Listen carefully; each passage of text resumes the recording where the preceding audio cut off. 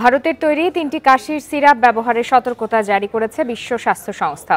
১ থেকে ৫ বছর বয়সী শিশুদের জন্য তৈরি এসব ওষুধে বিপজ্জনক মাত্রায় বিষাক্ত রাসায়নিক পাওয়া গেছে বলে জানিয়েছে সংস্থাটি।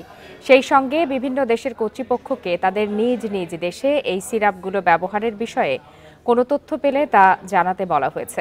WHO বলছে এই সিরাপগুলো হলো ভারতের স্ট্রেসান ফার্মাসিউটিক্যালসের তৈরি কোল্ড রিফ, রেডনেক্স ফার্মাসিউটিক্যালসের রেসপি ফরেস্টিয়ার এবং শেপ ফার্মার সিরাপ রিলাইভ। এই সিরাপগুলোতে ডায়াথিলিন গ্লাইকোল নামের একটি রাসায়নিক উপাদানের উপস্থিতি ধরা পড়েছে, যা স্বাভাবিক মাত্রার চেয়ে ৫ গুণ বেশি।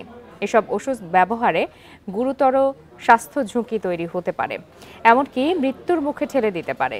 গত আগস্টে ভারতে কাশির সিরাপ খেয়ে ১৭ শিশুর মৃত্যু হয়েছে।